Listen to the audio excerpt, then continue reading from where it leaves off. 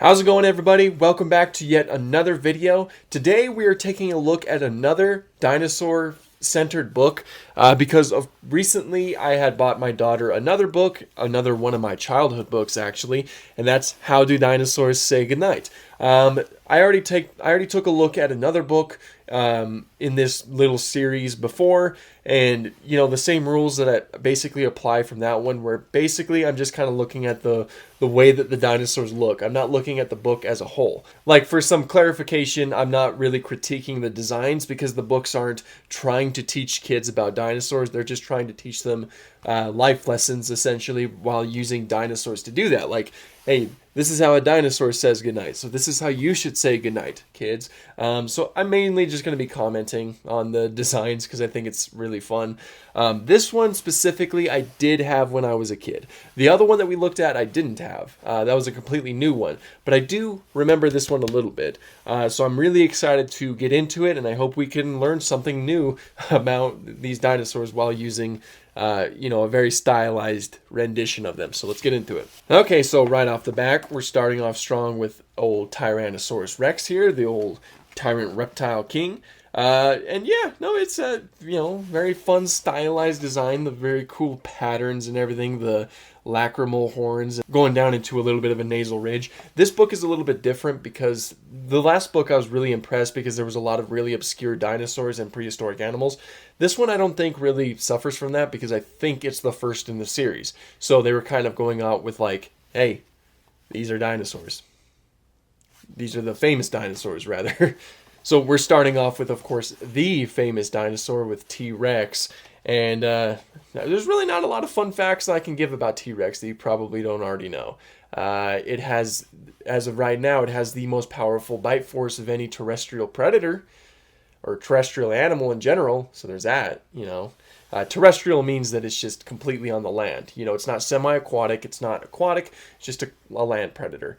And it has the most powerful bite force. So that's very cool.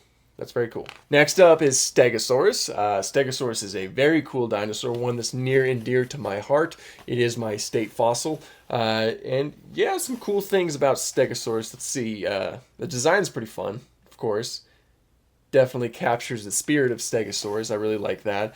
Those spikes on the end of its tail, those are what are known as stagomizers. And they were coined as the official name for that from a comic strip.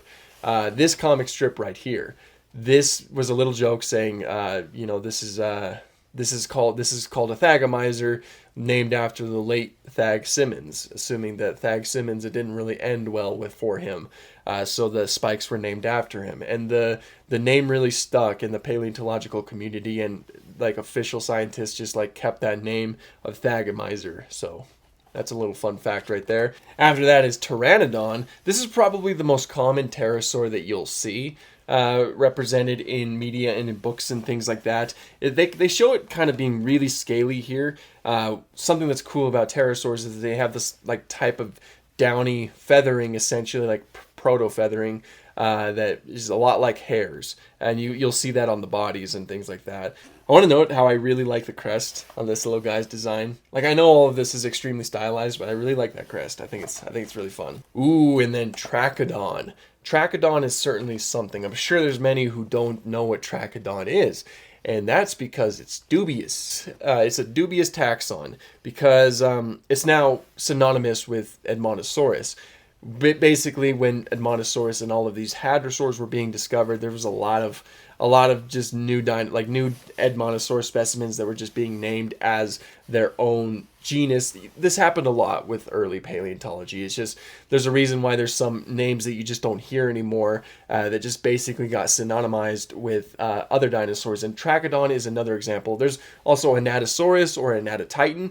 Those are not dinosaur names that are used anymore. Those are also just Edmontosaurus. And Trachodon is another one of those examples. So this right here is basically Edmontosaurus. It looks like it has some sharp teeth, though. That's interesting. Edmontosaurus actually has what is known as a dental battery, and it's these teeth that kind of shear, like they sharpen themselves as they chew. Because Edmontosaurus and Hadrosaurs in general are some of the few herbivorous dinosaurs that can actually chew their food. They do it in a very different fashion to mammals, like we kind of chew in a circular motion. They kind of like chew up and down and outwards. It's a very strange motion, but at the same time, they have like thousands of teeth that are stuck together in that dental, or that are all kind of fused together in that dental battery, and they sharpen the teeth as it chews and things like that. It's really cool skeletal features on Hadrosaurs. So yeah, basically very different to how it's shown here. Triceratops, very famous Triceratops. I'll point this out. It's covered in these like huge, like thick scales. That's accurate for Triceratops. Triceratops and likely other ceratopsians had consistent skin, like small scales, but randomly there would just be these large scales throughout the body. Basically how it's shown right here. And like I said, that's probably likely for most ceratopsian dinosaurs. Allosaurus, many like to call this the line of the Jurassic period.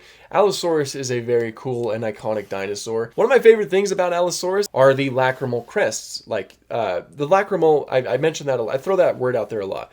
The lacrimal is essentially just like that bone that connects the orbit or eye hole with the fenestrae position right on its snout. It's that bone right there that I probably have an image up right now. The crest is like an extension of bone on top of that. More than likely, in most dinosaurs, it'd be used as a display structure. I love seeing it in Allosaurus, especially when it's given more of a triangular look to it and red coloration or blue coloration. I just think that's so cool and a really cool design flair on the animal. And like I said, unfortunately, not shown here. Or Corythosaurus. Once again, not much I know about Corythosaurus. It did have a beak. It has a very cool crest. And, also possessed the dental battery that we know of for Edmontosaurus as well. And then finally, Dimetrodon. Dimetrodon usually does show up in dinosaur books quite frequently. Even though Dimetrodon itself is not a dinosaur. It even lived way before the first dinosaur ever showed up during the early Permian. So, it's actually a synapsid. So it shares far closer relation to mammals, like that includes us, than it does to dinosaurs, who are diapsids. But Dimetrodon is, of course, a very cool animal, and I loved talking about it in the many interpretations of video. But yeah, that is How Do Dinosaurs Say Goodnight. Another really fun read that I can't wait to read more to my daughter, as she grows. And once again, this isn't a critique on the designs or anything. This is mainly just my fun video.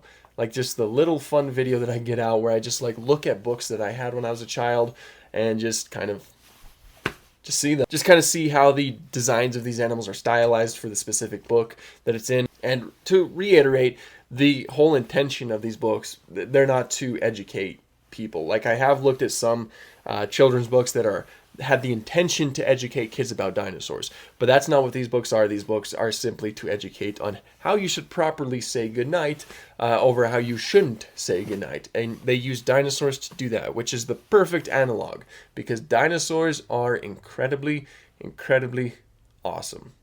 Anyway, that's pretty much all I have for this one. Thank you guys so much for watching and have an awesome day.